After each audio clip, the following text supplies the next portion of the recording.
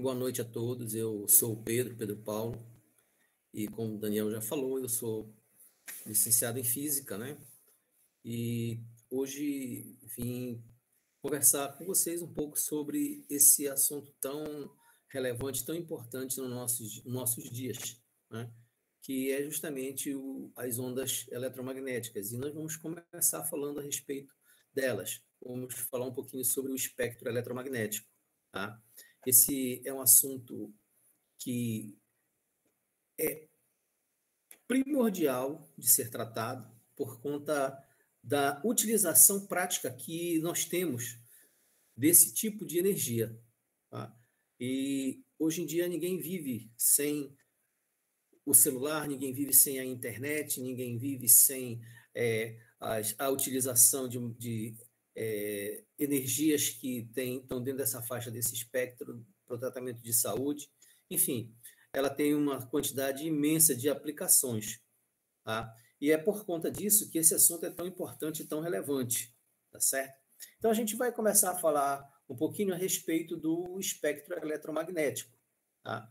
Esse espectro, ele é uma espécie de linha do tempo para a energia. Né? A linha do tempo a gente sequencia, né, em ordem crescente os acontecimentos.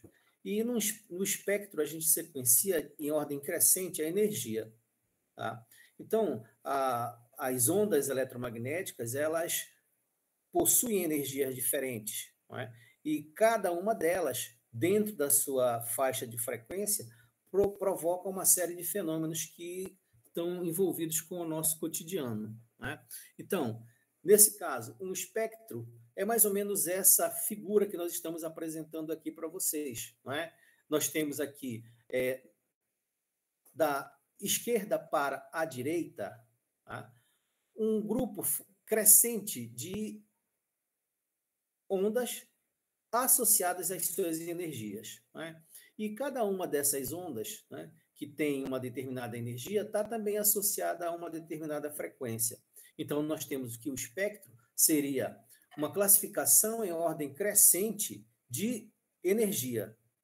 Ela está baseada especificamente na frequência, né, que essas ondas possuem, mas também ela se baseia no comprimento de onda. Porém, o comprimento de onda ocorre de forma inversa da frequência. Né? A frequência cresce junto com a energia e o comprimento de onda decresce junto com a energia. Então, nós temos, a princípio, como referência, a luz. Eu sempre acho que existe um equívoco quando se fala em luz visível, né? Porque só existe luz dentro de uma faixa pequena de frequência, né? Que vai algo em torno de 3,5 vezes 10 a 14, até 8 vezes 10 a 14 aproximadamente. Então, dentro dessa faixa de frequência, existe uma energia, né, que a gente chama de luz. Acima dela não é mais luz. Abaixo também não. Nós não podemos ver energias abaixo da frequência da luz e nem podemos ver acima. Portanto, luz visível, para mim, parece ser algo que é redundante, não é? Mas essa é a denominação que se usa, essa é a forma como as pessoas costumam se expressar. Abaixo da luz, nós temos um grupo de frequências, né, que são as ondas que formam a frequência do infravermelho. Né? E acima da frequência da luz, nós temos um outro grupo que constitui a frequência do ultravioleta. Então, o espectro ele é dividido em 3 grupos. O grupo das frequências que estão abaixo da frequência da luz, que constitui a faixa do infravermelho, a luz, e as que estão acima, que constitui a faixa do ultravioleta. Cada uma dessas faixas de frequência é limitada por uma frequência que não está muito bem definida.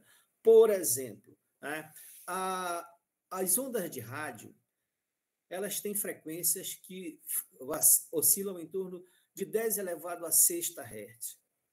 Tá? Mas existem ondas de rádio que têm frequências de 10 a sétima. Tá? Como as ondas de TV e de rádio, né, podem chegar a 10 elevado a 10, dentro da faixa do micro-ondas. Então, essas frequências, elas, na verdade, não existe uma fixa definida que impeça, né, que as ondas flutuem dentro dessas faixas.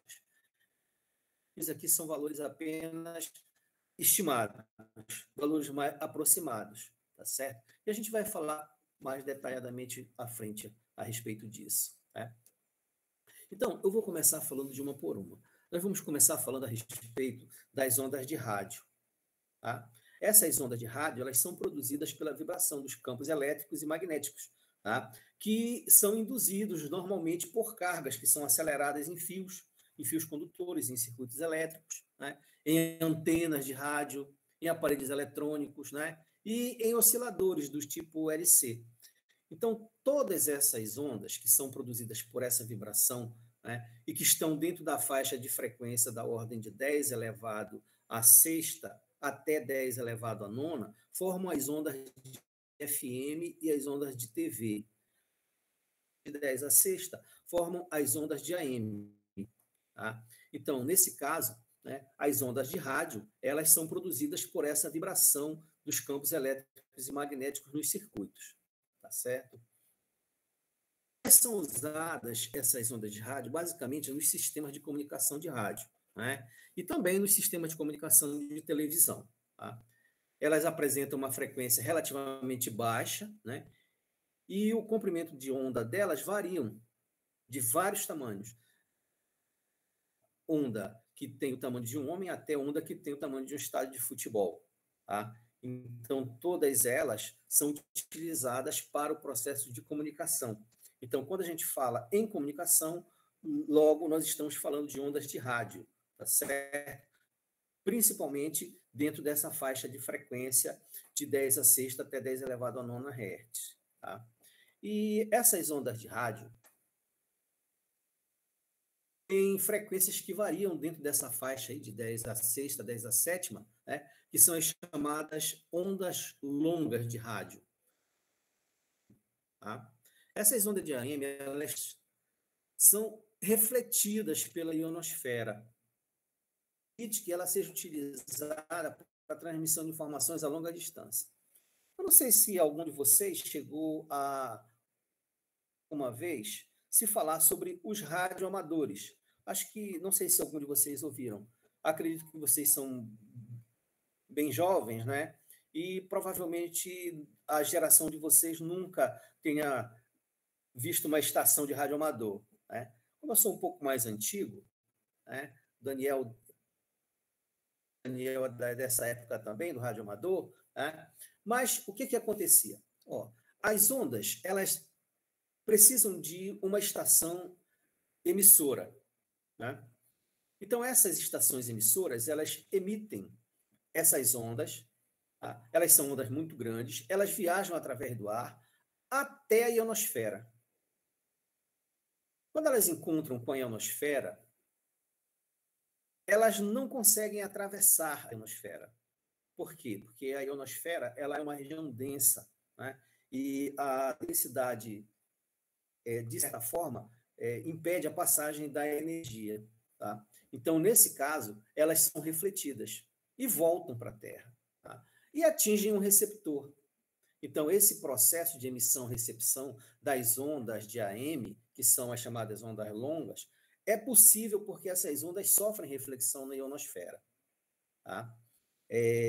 Só para ilustrar isso que eu estou comentando com vocês, há muitos anos atrás, um radioamador, ele era um camarada que ganhava muito dinheiro, porque ele ficava o tempo inteiro tentando captar as estações de outros países, entre elas a BBC e outras emissoras. E o que que eles faziam? Eles captavam essas ondas, né, recebiam um sinal de rádio e gravavam as informações que eles recebiam. Obviamente que uma rádio inglesa, a informação que vinha era em inglês, tá certo? Então, ele precisava conhecer um pouco de inglês. E aí, o que é que ele fazia? Quando ele escutava as notícias, né, ele começava a anotar, a registrar as informações. No outro dia de manhã, ele já tinha compilado tudo isso, ele ia até as redações dos jornais e vendia as informações para os jornais. E os jornais publicavam as informações que eram obtidas a partir dos radioamadores, né? Então, o radioamador sobrevivia mais ou menos dessa forma. É claro que hoje em dia um radioamador não tem mais como sobreviver, porque as informações elas já vêm direto através da internet, né? Então, a gente já não precisa mais de uma estação emissora de onda receptora, né? A gente não precisa delas, porque nós já temos uma particular em casa, que é o nosso aparelho celular, né? Mas é importante que a gente entenda que as ondas de AM elas conseguem atingir distâncias enormes dentro do planeta, né? Elas conseguem ir de um continente para o outro. Por quê? Porque elas sofrem reflexão na ionosfera, tá? E a ionosfera manda elas de volta para a Terra. Bom, o mesmo já não acontece com as ondas que estão compreendidas entre 10 a sétima e 10 a oitava, que são as ondas de FM. E as de 10 a oitava e 10 a nonas, que são as ondas de TV. Elas são ondas que são mais energéticas, têm uma frequência maior, porém, né, elas têm um comprimento de onda diferente, tá certo? Elas são menores, têm um comprimento de onda menor, tá? E elas não são refletidas na ionosfera. Porque entre os átomos da ionosfera existe uma distância, tá certo? E como essas ondas, elas possuem comprimentos de ondas menores, elas conseguem passar através da ionosfera, tá? Então, nesse caso, o que acontece? As ondas de TV e as ondas de FM são mandadas para a ionosfera, mas passam através dela. Passam, simplesmente passam. E vão embora, né? Elas não retornam. Então, nesse caso, fica difícil da gente fazer uma emissão a longas distâncias utilizando FM e usando as ondas de TV. Para isso, o que é que se faz? Se constrói estações repetidoras, que estão a aproximadamente 75 quilômetros de distância uma da outra. Então, é importante, por quê? Porque as ondas não viajam, né? Elas viajavam aqui, ó, tá? Elas viajavam de torre para torre. Então, essas estações repetidoras tinham que estar a uma distância em torno de 75 quilômetros. Então, aí eu posso dizer para vocês o seguinte, que se vocês tiverem ainda um aparelho de rádio que capte as estações de AM, vocês podem, inclusive, captar estações de fora do país. Mas as estações de FM, elas têm um alcance muito curto. Há algum tempo atrás, a gente não conseguia captar as estações de FM em Mosqueiro. A gente não conseguia. E olha que a distância Belém-Mosqueiro não é tão grande assim, né? Mas, há algum tempo atrás, também, os sinais de telefonia celular não conseguiam chegar a grande distância. E aí a gente escutava aquela mensagenzinha assim, né? Do tipo, o telefone celular chamado está fora da área de cobertura. O que significa isso? O que significa estar fora da área de cobertura? Significa dizer que o sinal não chegava onde seu aparelho estava porque não havia nenhuma antena repetidora nesse meio termo, nesse meio do caminho, né? Bom, mas aí alguém vai me dizer assim, não, professor, mas olha só, eu consigo ouvir a Jovem Pan. Alguém de vocês escuta a Jovem Pan ainda? Nada. Ah, sim, alguém que escuta a Jovem Pan. Mas a Jovem Pan não é aqui, em São Paulo. E como é que a mensagem, como é que essa onda chega até aqui, então? Ela não pode estar viajando o Brasil inteiro de torre para torre. Um infinito de torres, né, para transmitir essa informação de um lugar para o outro. Mas o que acontece? É que, como essas ondas, elas são ondas que têm uma frequência menor, tá? Desculpe, tem uma frequência maior, elas são menores e, quando encontram obstáculos metálicos, elas são refletidas. Elas não atravessam os metais, porque os metais são mais densos, né? E são muito mais densos do que a ionosfera. Então, o que acontece quando eles encontram o metal? Ele bate e reflete, volta, né? E aí, hoje em dia, se criou uma rede de satélites em torno do planeta que fazem exatamente esta função, que fazem exatamente este trabalho, né? A extração repetidora, ela emite um sinal que vai em direção à ionosfera, passa, atravessa a ionosfera, né? Mas encontra um satélite. Esse satélite redireciona esta onda, reflete e manda essa onda de volta para a Terra, que é recebida em uma estação emissora. Tá? Então, no caso do que eu estava falando, a Jovem Pan manda o sinal dela para o satélite e o satélite manda o sinal dele de volta para Belém. Tá? Quando esse sinal chega em Belém, né, ele é captado pelas estações, pelos aparelhos de rádio. Né? Então, um satélite ele é um grande negócio, ele é um grande investimento. Quem tem um satélite tem um poder de comunicação muito grande, porque, ora veja, né, a onda que é emitida de São Paulo para o satélite chega exatamente onde a gente quer. Mas isso não deve ser grátis, não é? Isso não deve ser de graça. Então, esse satélite aqui, que é um satélite de comunicação, ele deve fazer isso por algum custo. Isso não deve sair de graça. E, de fato, não sai. Não é? Os sinais de televisão, da mesma forma. Não é? Há muito tempo atrás, a gente não conseguia assistir a programação ao vivo. Não é? Eu lembro que aqui em Belém, né, na época dos Jogos de Copa do Mundo, todo mundo ficava acordado até tarde, porque ficava esperando o, o vídeo dos jogos chegar em Belém.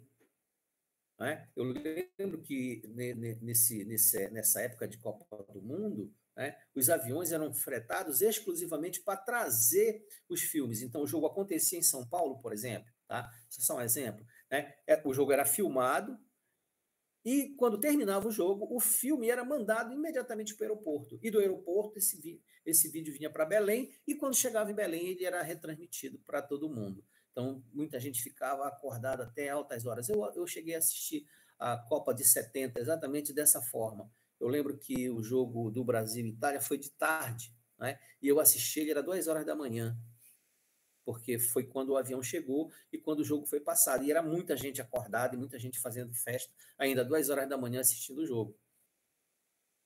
Hoje em dia não precisa mais nada disso.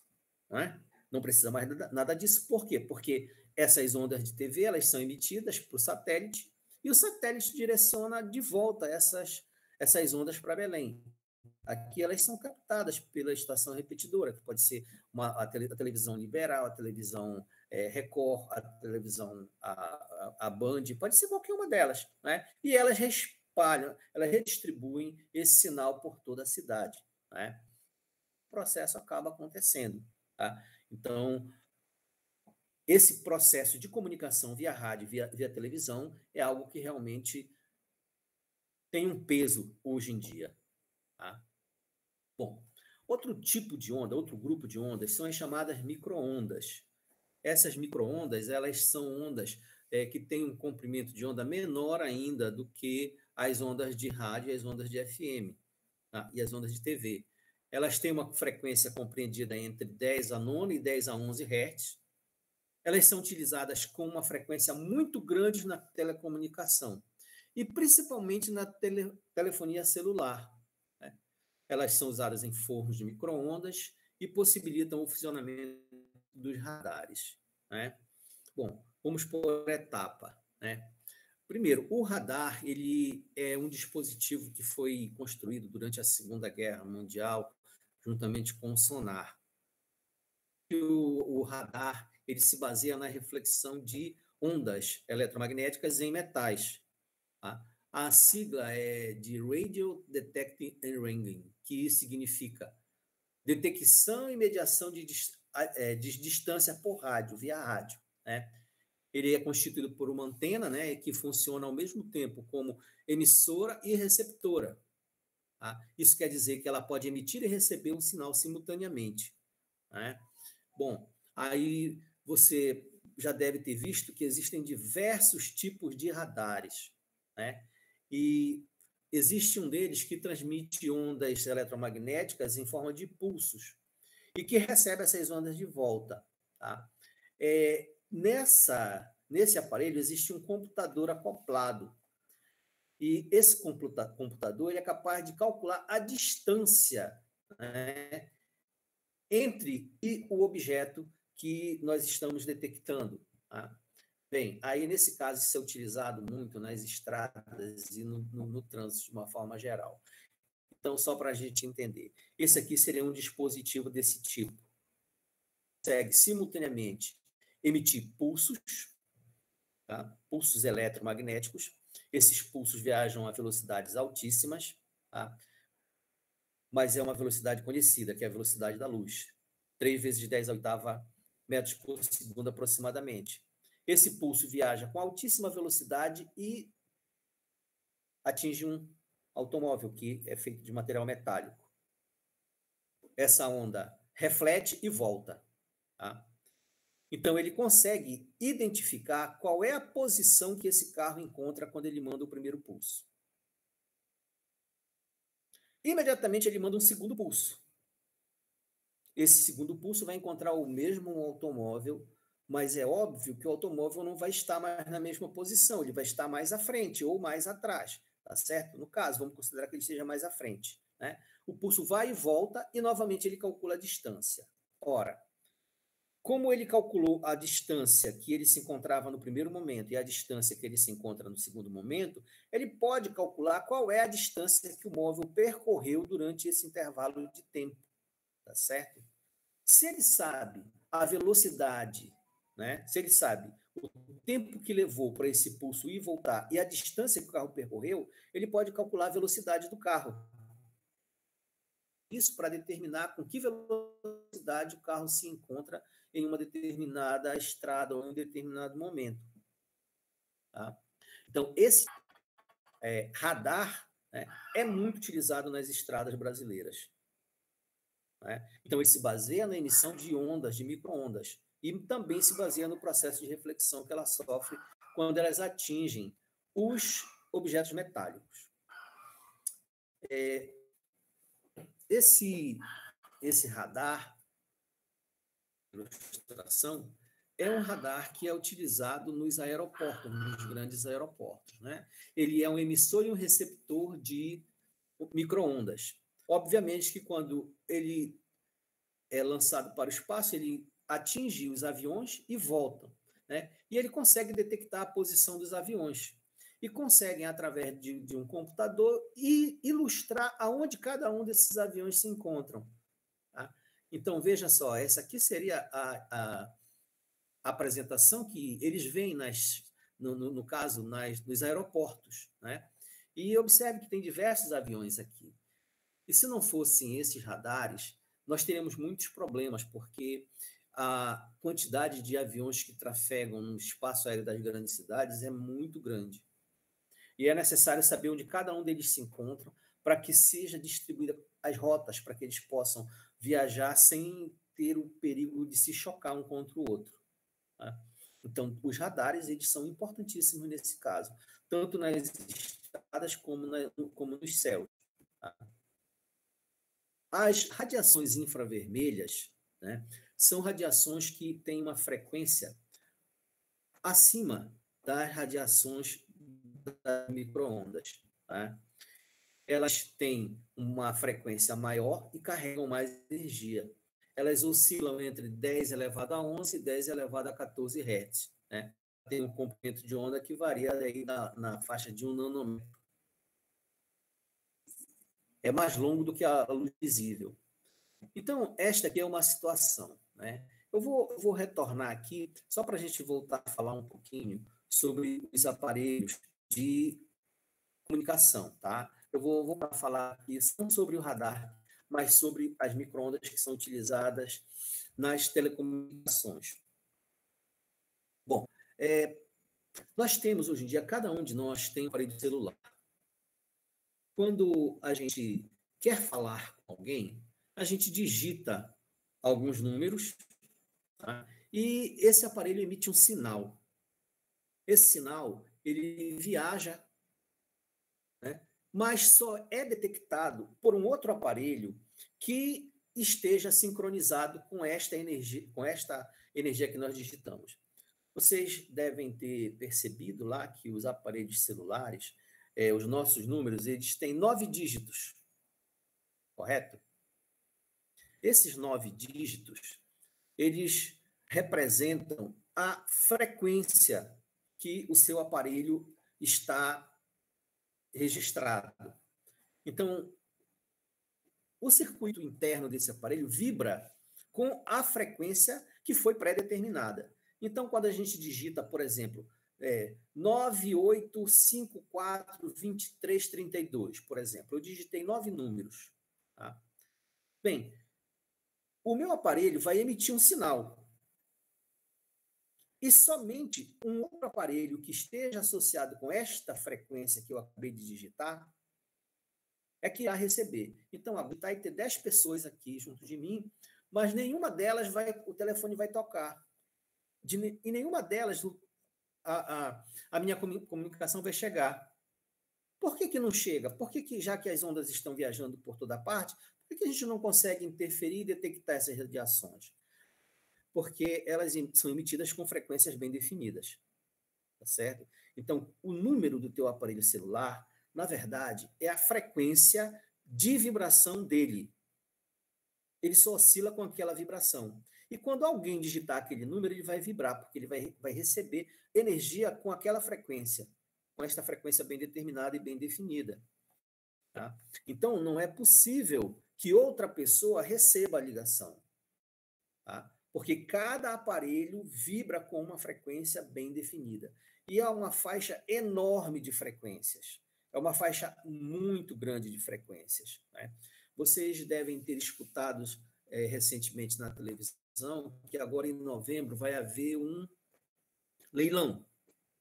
Um leilão de telefonia. É o 5G. Tá? O que isso quer dizer exatamente? O que é a 5G? A 5G ela é uma faixa de frequência que não é utilizada aqui no Brasil. Tá? Por que ela não é utilizada? Ela não é utilizada porque ela demanda alguns aparatos tecnológicos que nós não temos. Tá? Então, ela viaja por espaços, vamos entender assim, ela viaja por espaços mais suaves, melhores, tá? Onde não existe grande interferência. Os nossos aparelhos hoje, nós temos problemas com a internet, nós temos problemas, dificuldades com a transmissão de dados, né? Existe um grande congestionamento de dados, né, no espaço, coisas que a gente não consegue visualizar. E a 5G fica acima disso. Né? Então, é uma faixa de frequência que vai ser utilizada, tá, com qualidade e que pode levar os sinais sem grandes atropelos. Não são todas as ondas que conseguem surfar, né, na faixa de frequência do 5G. Tá? Então, esse é um ponto que eu acho que é muito importante, que eu acho que a gente deveria ficar atento, porque é possível que haja algum tipo de cobrança na prova do Enem por conta dessa situação, porque já fazem quase 2 anos, né, que o leilão da faixa do 5G está sendo questionado, está sendo falado. Então, eu acho que é um ponto muito interessante para vocês olharem, estarem pesquisando, né, informações a respeito dessa nova tecnologia dos aparelhos celulares. Tá? Bom, avançando de novo, né, voltando aqui para essa situação, né, as radiações infravermelhas, elas trabalham dentro de intervalo de frequência aí que, de alguma forma, conseguem gerar ou produzir nos corpos a mudança de vibração nas moléculas. Isso faz com que a temperatura deles sejam afetadas, tá certo? Nós não conseguimos ver ondas de infravermelho. Aí você diz assim, mas espera aí, eu estava assistindo um filme, né? Estava assistindo o Predador, e lá no Predador, o camarada conseguia ver, né, as radiações infravermelhas que eram emanadas pelos corpos. Tá? Como eu disse para vocês, a faixa de frequência do infravermelho ela está entre 10 elevado a 11 e 10 elevado a 14 Hz. As frequências que se aproximam de 10 a 14 Hz, que são as frequências mais altas, tá?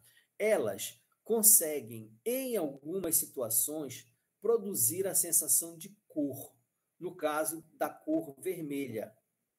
Tá?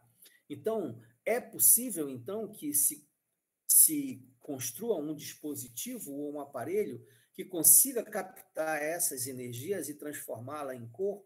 Sim, é possível. É possível. Mas nós não podemos, a olho nu, observar as radiações infravermelhas. Nós não vemos as radiações infravermelhas. Todas elas, de alguma forma, de uma forma ou de outra, estão associadas com a produção de calor. Tá? E existem N aplicações para essas radiações infravermelhas. Né? Algumas aplicações muito práticas são as aplicações em fisioterapia, né? Em fotografia infravermelha e também em espectroscopia vibracional. Todas elas são utilizadas, né, de frequências que têm comprimentos de onda mais curtos ainda, né? Mas tem uma energia muito maior. Quando essas energias atingem as nossas células, elas transferem energia e essas células aquecem. Né? E ao serem aquecidas, elas acabam sofrendo uma série de processos biológicos. Isso pode nos ajudar no tratamento de uma série de situações. Tá? Além disso, né, as radiações infravermelhas são sempre produzidas por corpos muito aquecidos, né? E elas são também chamadas de raios de calor, tá? Porque elas podem ser absorvidas pela grande maioria dos materiais e pelo corpo humano, né? E produz essa sensação de aquecimento. Tá? As ondas luminosas, por sua vez, são as ondas eletromagnéticas que são emitidas dentro de intervalo de frequência entre 3 vezes 10 a 14 e 8 vezes 10 a 14. Essas ondas elas são responsáveis pelo mecanismo de visão. Né? Elas são capazes de sensibilizar o olho humano e constituem a chamada frequência da luz visível. É nesse ponto que eu sempre toco, né? É nesse ponto que eu sempre falo, que se consegue sensibilizar os nossos olhos, é luz. Se não consegue sensibilizar os nossos olhos, não é luz, é um outro tipo de radiação. Ou é radiação infravermelha, ou é onda de TV, onda de rádio, micro-onda, mas não é luz. Tá? Então, eu acho que falar em luz visível é sempre algo muito redundante, mas vocês vão encontrar muito essa denominação por aí. Então, luz é tudo aquilo que consegue sensibilizar os nossos olhos, que consegue sensibilizar a nossa retina. O que não sensibiliza não pode ser classificado como luz, tá certo? Bom, então a luz, ela normalmente é produzida por corpos muito quentes, né? Como, por exemplo, filamento de lâmpadas incandescentes, né? Ou então pela emissão de energia dos elétrons que são excitados, né? E, no caso, a lâmpada incandescente, ela é uma lâmpada que é produzida, a iluminação dela é produzida pelo aquecimento de um filamento. Mas estas lâmpadas, que são as lâmpadas fluorescentes, elas não são produzidas por um aquecimento. Elas são produzidas por uma diferença de potencial que faz com que este gás, né, forneça energia para os elétrons. Né? E os elétrons excitados ganham energia, quando necessitam, emitem essa energia na forma de luz. Aí você perguntaria assim, mas é um gás que tem aqui dentro? Quando a gente quebra uma lâmpada dessa, a gente vê um pó, né?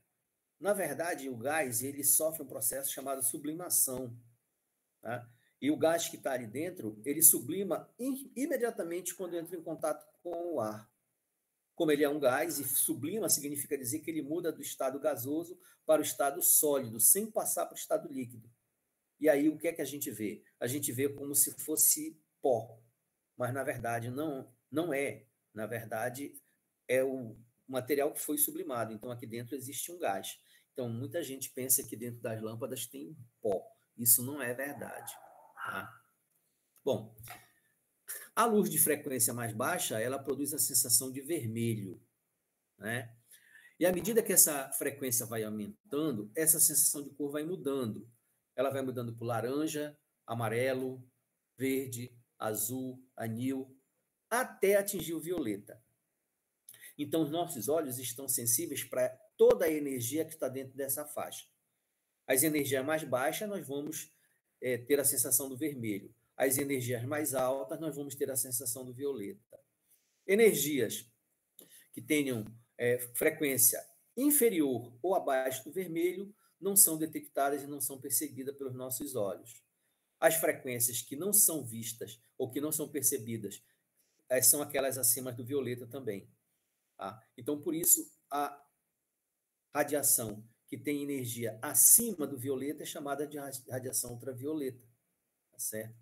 Então, nesse caso, essa radiação ultravioleta, ela é uma radiação que é produzida normalmente por corpos muito aquecidos, né? E apresentam frequências bem altas, frequências da ordem de 10 a 15 até a 10 a 17 Hz. Elas são classificadas de dois tipos, né? As radiações mais baixas, que têm frequência de 10 a 15 a 10 a 16, elas são chamadas de UVA. E as que têm frequência mais alta, de 10 a 16 a 17, elas são chamadas de UVB. Algumas pessoas têm falado ultimamente sobre UVC, tá? Que seriam energias acima de 10 elevado a 17. Mas, vocês, essas energias, elas são produzidas por fontes muito quentes, produzidas no Sol. E elas vêm sob diversas formas. Quando elas atingem a camada de ozônio, uma boa parte dessa energia é absorvida. Então, as energias que têm frequência da ordem de 10 a 17, 10 a 18, elas não passam através da camada de ozônio e não chegam aqui na Terra. Porém, as UVB, que estão entre 10 a 16 e 10 a 17, uma boa parte delas consegue atravessar e chegam até a superfície da Terra, que tem frequência entre 10 a 15 e 10 a 16, a grande maioria passa e chega até a Terra. Tá? Então, é preciso que a gente entenda o que acontece quando o nosso organismo é atingido por uma radiação ultravioleta. O que ocorre? Bem, essas radiações, elas são radiações que têm comprimento de onda menor que a luz e elas conseguem passar através da nossa pele. Elas conseguem passar e atingir alguns milímetros de distância. Elas podem, inclusive, atingir as nossas células da pele em nível nuclear, no núcleo da célula. E lá no núcleo da célula nós temos as nossas orientações genéticas, né? O nosso DNA. E o nosso DNA ele é composto por aminoácidos que se ligam, né? Que se conectam. Né? Quando essa cadeia de DNA é atingida, ela quebra. Ela quebra, se solta e depois ela volta e se conecta novamente. A ligação é assim: AACCTTGG, por exemplo. Né? Quando ela quebra, como é que o A sabe que vai se ligar? Como é que o T sabe que vai se ligar outra vez com o T? Pode acontecer essa ligação, mas pode não acontecer. Pode ser que a ligação ocorra distorcida. Então, o A que deveria se conectar com o A, acabe se conectando com o C. Bem, se tiver um errinho aqui, toda a cadeia fica desconectada de forma equivocada. E para que servem essas cadeias? Elas servem para dar direcionamento para a célula. Elas determinam qual é a função da célula. E a função da célula da pele é a função de proteção, é de impedir que as coisas passem até o interior. Se elas receberem uma radiação ultravioleta e, por acaso, tá, essa radiação violeta atingir o núcleo e quebrar a cadeia genética, quando a cadeia genética se ligar, ela pode ter uma outra função. Ao invés de proteção, ela pode permitir a passagem de coisas através dela. E essas células são chamadas de células mutantes. Tá? A partir do momento que uma célula mutante se replica, ela produz outra célula mutante igual a ela. A replicação de células mutantes, daqui a pouco, uma região da tua pele não tem mais a função de proteção, tem uma outra função qualquer, menos a de proteção. essas células, elas são chamadas de células cancerígenas, tá? Porque elas, na verdade, são células alteradas, são as células mutantes, que passam a exercer uma outra função. Então, quando se fala que é importante que as pessoas tenham cuidados com a sua proteção, que ela não se exponha às radiações ultravioletas, né? Então, não se fala isso à toa. A grande maioria das pessoas não leva muito isso em consideração. Existem pessoas que vão para a praia e ficam exatamente no horário mais complicado, que é de meio-dia até às 2 horas da tarde, o momento em que a incidência de radiação ultravioleta B é mais intensa. E os riscos para a saúde são muito maiores, né? E, claro, como nós estamos na praia, a gente não tem nenhum tipo de proteção. É diferente de quando você está andando na rua, que você está no seu trabalho, que você tá vestido, você está com um chapéu, você tem uma roupa que protege. Na praia está todo mundo só de sunga e aí o negócio fica mais complicado. A exposição é muito mais intensa, tá? Então, as radiações ultravioleta, elas são perniciosas, diferente das outras, né? Isso não significa dizer que elas vão nos causar mal sempre, mas a probabilidade é grande que isso aconteça, tá certo? Bom, outro tipo de radiação ainda são os raios-x, né?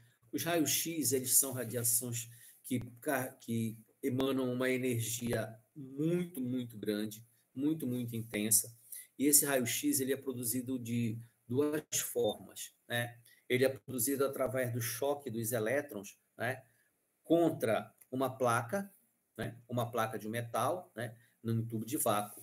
E quando isso acontece, esses elétrons liberam uma quantidade enorme de energia. Então, aqui eu coloco um exemplo, né, de como isso funcionaria.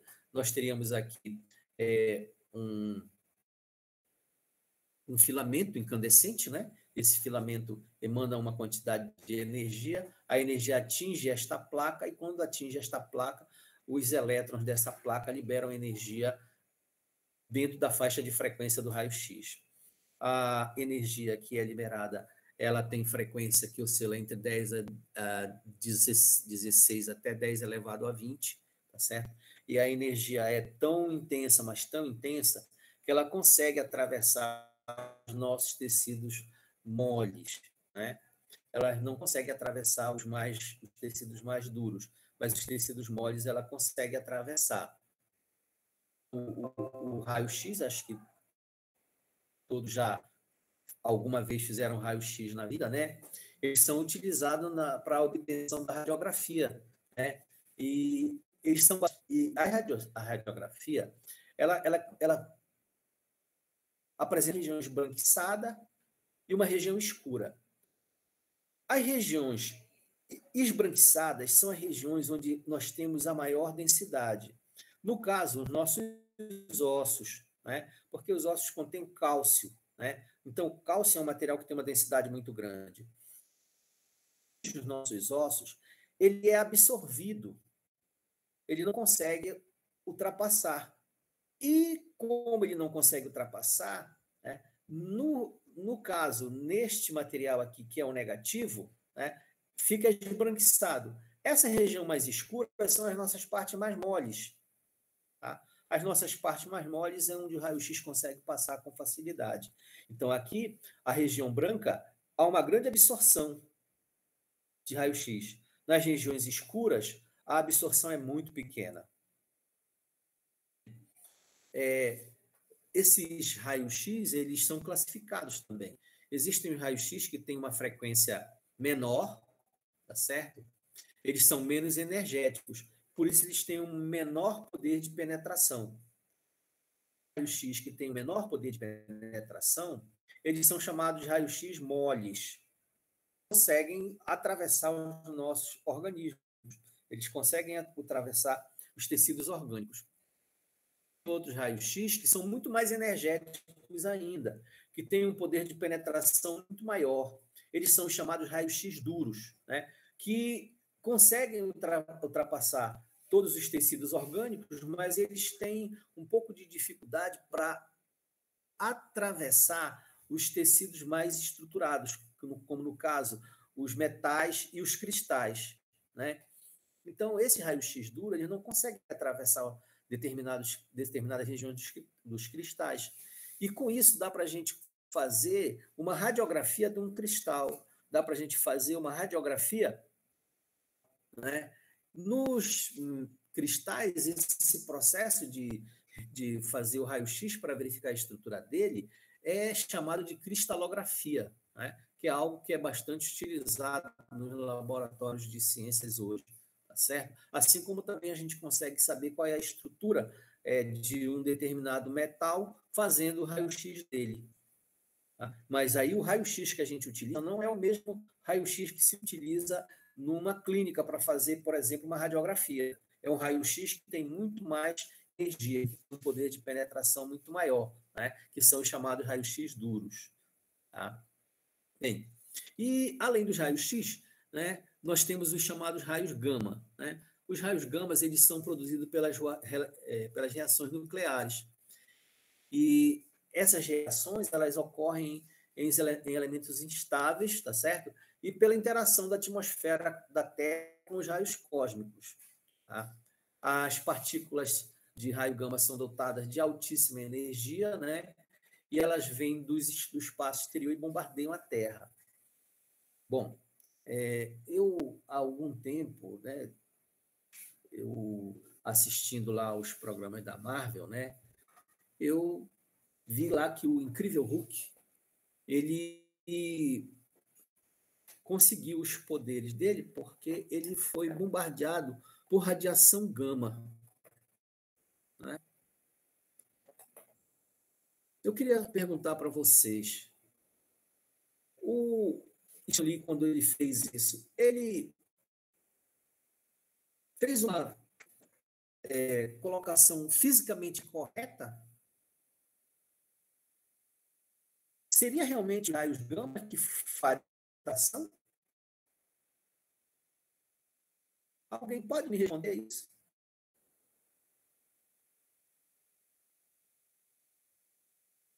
Não? Tá bom. Na verdade, houve um equívoco, né? Na verdade, quem provoca a mutação no nosso organismo não são as radiações gama. Quem produz as mutações no nosso organismo são as radiações ultravioleta. Então, quando o Incrível Hulk foi bombeado por raios gama, ele deveria ter morrido. Tá? Ele deveria ter morrido porque as radiações gama elas possuem energia com frequência superior a 10 elevado a 20 Hz. E quando essas energias atingem as células e os organismos vivos, né, a energia é tão intensa, mas tão intensa, que simplesmente as células evaporam, né? Elas são aniquiladas. Né? Essa ideia de que o Incrível Hulk foi produzido por uma radiação do tipo radiação gama não é correta. Ele teria morrido. Agora, se ele tivesse usado uma radiação ultravioleta, aí sim é possível que isso acontecesse, que houvessem mutações sucessivas no organismo dele. Agora, é mais provável, né, que essas raios gama, né, eles sejam produzidos quando a radiação chamada raios cósmicos, que são energias que têm frequência muito mais intensa, que são produzidas no interior das estrelas, atingem a atmosfera superior da Terra. Né? Quando elas se aproximam e atingem essa atmosfera, esses raios cósmicos, eles se transformam, né? Eles são absorvidos. E grande parte da energia fica armazenada nessas moléculas que estão em torno da Terra. Então, nesse caso aí, né, a gente é bombardeado, né, por energia que vem do espaço, pelos raios cósmicos. E quando eles chegam aqui na Terra, muitos deles se transformam em raios gama. Tá? É claro que, à medida que esses raios gama vão penetrando na atmosfera da Terra, eles vão sendo absorvidos e vão perdendo energia. E provavelmente já não chegam aqui com tanta energia. Chegam talvez com energia da ordem do raio-x ou coisa parecida. Aí, nesse caso, a energia do raio gama, ela nos destruiria, tá? Ela nos aniquilaria, nós viraríamos pó. Se o Thanos queria destruir a Terra de alguma forma, ele deve ter utilizado radiação gama, porque todo mundo virou pó, lembram? Todo mundo virou poeira, todo mundo desapareceu. Ele fez assim e tudo desapareceu. Então, que radiação ele usou para destruir metade do universo, né? Foram raios cósmicos? Foram raios gama? Boa pergunta, né? Boa pergunta. Rápida, né? A gente tentou mostrar para vocês essa faixa enorme de radiações, tá certo? Que existem e que algumas nós podemos usar, outras nós não temos condições de utilizar. Então, as radiações gama a gente não usa, não tem muita aplicabilidade prática, não quer dizer que não tenha, tá? Ela pode ser utilizada, inclusive, para esterilizar ambientes, tá? Mas a partir da radiação ultravioleta, todas elas são chamadas de radiações ou energias que têm alto poder de penetração. Penetração significa dizer que elas conseguem passar através do nosso organismo de uma forma ou de outra. São as chamadas radiações invasivas. Tá? Da luz, nenhuma delas consegue entrar no nosso organismo. Então, por isso, elas são chamadas de radiações não invasivas. Tá certo? Então, todas elas são situações que estão presentes no nosso cotidiano, estão presentes no nosso dia a dia e que muito provavelmente vão ser exploradas na prova deste ano também. Tá? Então, é muito interessante que vocês concentrem as atenções de vocês para essa da telefonia 3G, que está associada com uma faixa específica dos micro-ondas. Tá? Coletem informações, procurem saber um pouco mais a esse respeito, tá certo? Porque eu acho que esse é um assunto que tem grande possibilidade de vir na prova. Tá? Não estou tentando fazer aqui nenhum tipo de procedimento de adivinhar as coisas, não. Tá? É só que é uma coisa que está sendo muito comentada, está sendo muito falada, e quando chegar bem perto da prova, que vai ser em novembro, vai ser exatamente o momento em que vai acontecer esse leilão. Então, acho que é um ponto importante. Eu acho que, de repente, a gente pode apostar que vem qualquer coisa parecida com isso por aí pela prova. Certo? Eu acredito que a gente vai ter um outro momento, e nesse outro momento a gente vai poder fazer uma coisa um pouco mais prática. Hoje eu fiz apenas a apresentação de uma maneira assim bem rápida, né? Tive que passar por cima de algumas coisas, não deu para entrar em muitos detalhes, né? Mas a gente conseguiu ver o espectro de uma maneira geral, desde as ondas de rádio, passando pelas ondas de TV, micro-ondas, infravermelho, luz, ultravioleta, raio-x, raio gama e raios cósmicos. Né? Eu acredito que essa situação aí, né, que a gente está mostrando para vocês, ela pode ajudar de alguma forma na resolução de questões, né? Então, nesse caso aqui, ó, eu peguei essa figura porque eu achei bem interessante, né? As partículas alfa, por exemplo, elas não conseguem passar no papel, numa folha de papel. As partículas beta, por sua vez, conseguem passar, né? Mas as radiações eletromagnéticas, olha, elas têm barreiras. Então, aqui nesse caso, por exemplo, são as partículas beta, né? As partículas beta, elas não conseguem atravessar o nosso organismo. Os raios-x conseguem, mas eles não conseguem passar pelo aço. Tá? Já o raio gama, ele passa por tudo isso, passa pelo aço, mas não consegue atravessar o concreto. Tá certo? Então, esses tipos de radiações, né, eles podem ser classificados como radiações invasivas ou radiações não invasivas. Tá? E é isso, gente. Tá? Acho que a gente vai ficar por aqui e agora eu fico à disposição aí por caso de vocês quererem fazer alguma colocação, alguma pergunta, acrescentar alguma coisa. Tá bom? Passa a palavra, Daniel. Obrigado, professor Pedro Paulo, né, pela sua contribuição aí. né? A Lorena está chamando de aula show, e foi verdade mesmo, né? A sua aula foi bem direcionada mesmo, né? Porque a gente sabe que as questões do Enem, elas estão hoje, né, no nosso dia a dia, né? Você tem contexto para poder colocar em prática. Eu acredito que numa próxima oportunidade, né, sem ser essa semana que vem na outra, você possa aí consolidar com exercícios que estejam, Isso. questões do Enem que estejam relacionados com isso, celular, de clínica, né, da utilização das radiações eletromagnéticas, a parte de caracterização que você colocou bem aí, né, raio-x, caracterização de novos materiais, porque eles fazem parte desse grande edifício que é construído a tecnologia, né? A base é materiais, né? Sim, com São os certeza. novos materiais que vêm surgindo aí, e a gente, enquanto físico experimental, né, a gente sabe da importância que é o conhecimento desse tipo de radiação e como essa radiação interage com a matéria, situações. Então, foi excelente, né? Agradecemos mais uma vez, os alunos também agradecem. Agradecemos ao Lucas Vieri também, né, que está aí. Que tipo de radiação é usada na quimioterapia?